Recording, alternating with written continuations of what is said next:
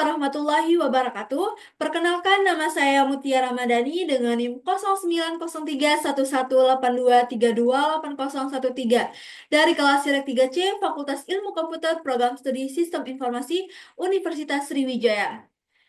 Jadi kali ini saya akan menjelaskan hasil penelitian dari kakak tingkat atau alumni Unsri, yaitu Kak Anton Imam Subandi. Kak Anton ini merupakan alumni dari Fakultas Keguruan Ilmu Pendidikan Program Studi Bimbingan Konseling.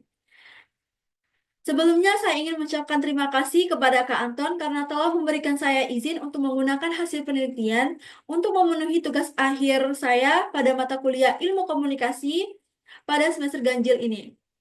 Jadi untuk judul dari penelitian Kak Anton ini yaitu tingkat kematangan karir siswa di era revolusi industri 4.0 ditinjau dari tingkat ekonomi di UPT SMA Negeri 1 Indralaya. Bab 1 pendahuluan. Pada latar belakang ini menjelaskan bahwa revolusi industri 4.0 atau yang lebih dikenal dengan Internet of Things pertama kali dikembangkan pada Hannover Fair tahun 2011, bahwa istilah ini digunakan oleh pemerintah Jerman untuk memajukan bidang industri ke tingkat selanjutnya dengan bantuan teknologi. Muncul ancaman baru yaitu tenaga kerja manusia digantikan oleh robot. Pentingnya pemahaman akan lingkungan teknologi berubah menjadi sebuah tuntutan untuk mempersiapkannya. Hampir semua profesi yang ada saat ini terdampak baik langsung maupun tidak langsung karena orientasi karir pada masa depan yang menuntut banyaknya keterampilan digital. Oleh sebab itu, peserta didik harus mempersiapkan diri untuk melatih keterampilan digital karena keterampilan digital amat dibutuhkan untuk kematangan karir pada saat ini dan masa depan. Selanjutnya, yaitu ada rumusan masalah, yang dimana rumusan masalah ini bagaimana gambaran kematangan karir siswa pada era revolusi industri 4.0 ditinjau dari tingkat ekonomi keluarga di UPT SMA Negeri 1 Indralaya. Dan tujuan penelitian ini untuk mengetahui gambaran kematangan karir siswa pada era revolusi industri 4.0 ditinjau dari tingkat ekonomi keluarga di UPT SMAN Negeri 1 Indralaya. Selanjutnya ini ada manfaat penelitian, yakni secara teoritisnya penelitian ini mampu memberi gambaran terkait kematangan karir siswa dalam menghadapi era revolusi industri 4.0 yang ditinjau berdasarkan tingkat ekonomi. Adapun manfaat bagi sekolah, penelitian ini mampu menjadi bahan acuan dalam mengembangkan kemampuan belajar peserta didik. Untuk guru, penelitian ini mampu menjadi bahan pertimbangan sekolah untuk mampu meningkatkan kematangan karir peserta didik. Ditinjau dari tingkat ekonomi dalam menghadapi kemajuan zaman terutama pada revolusi industri 4.0. Pada bab 2, ya ini tinjauan pertama pada karir. Kata karir ini berasal dari bahasa Belanda, yakni karier, yang artinya perkembangan, kemajuan pekerjaan seseorang.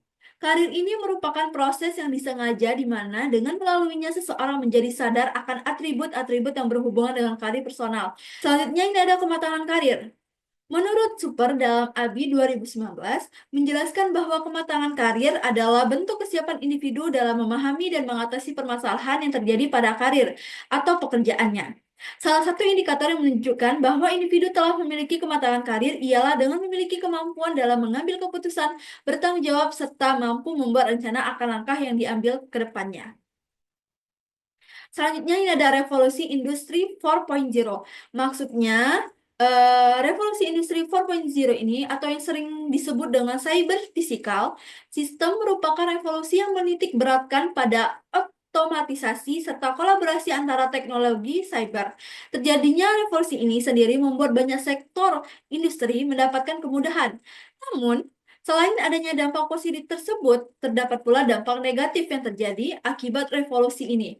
Pekerjaan-pekerjaan pun banyak tergantikan oleh tenaga robot.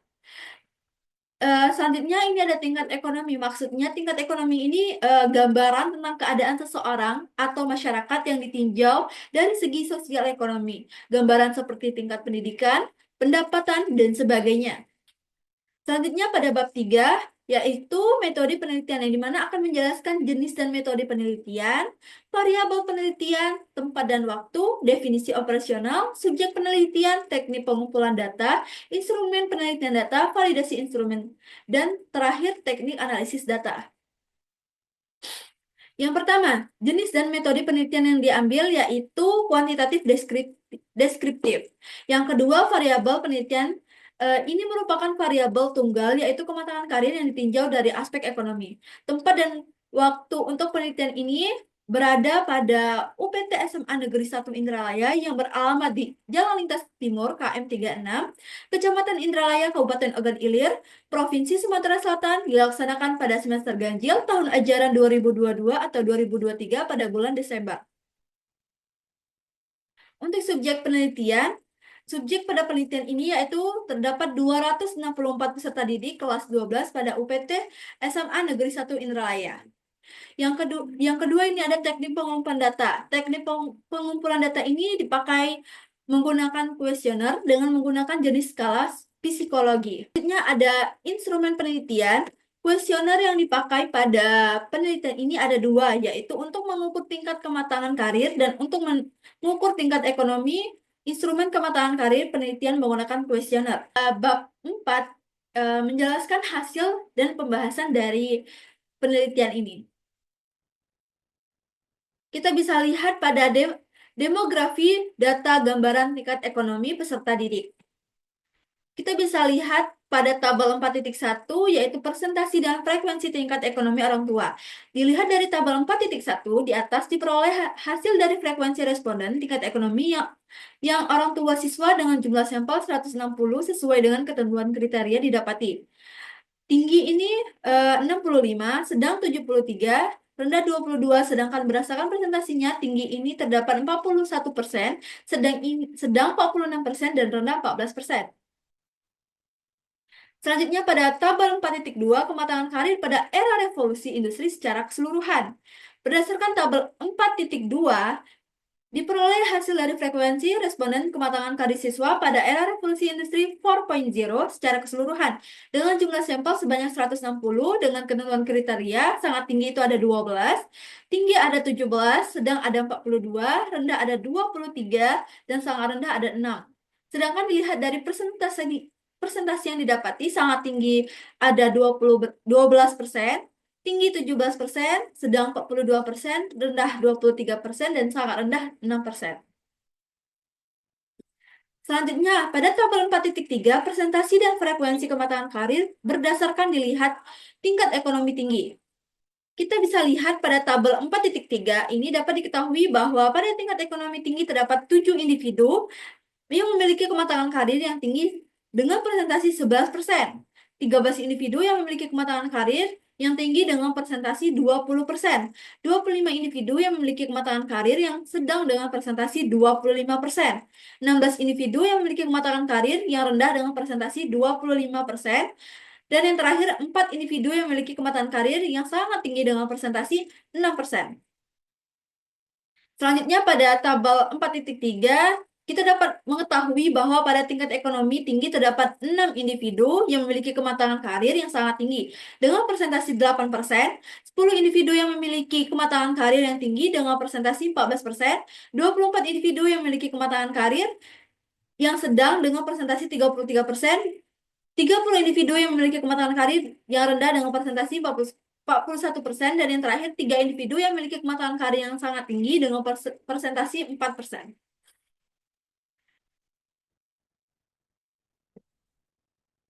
Dan terakhir, pada tabel 4.5 dapat diketahui bahwa pada tingkat ekonomi tinggi terdapat 6 individu yang memiliki kematangan karir yang sangat tinggi dengan persentase 14%. 4 individu yang memiliki kematangan karir yang tinggi dengan persentase 18%. 6 individu yang memiliki kematangan karir yang sedang dengan persentase 27%. 7 individu yang memiliki kematangan karir yang rendah dengan persentase 32%. Dan 2 individu yang memiliki kematangan karir yang sangat tinggi dengan 9%. Yang terakhir ini ada kesimpulan dan saran. Jadi, untuk kesimpulan secara keseluruhan ini diambil dari gambaran mengenai tingkat kematangan karir berdasarkan tingkat ekonomi pada penelitian ini, yaitu bahwa pada setiap tingkatan ekonomi mendominasi tingkat kematangan karir yang sedang, baik itu tinggi, ekonomi tinggi, sedang, maupun rendah. Dan untuk saran bagi guru BK, diharapkan dapat meningkatkan kematangan karir pada peserta didik sehingga mereka mempunyai bekal untuk menghadapi dunia kerja pada masa revolusi industri 4.0. Itu saja yang bisa saya sampaikan. Lebih dan kurang saya mohon maaf. Kepada Allah saya mohon ampun. Wabillahi taufiq wal hidayah. Wassalamualaikum warahmatullahi wabarakatuh.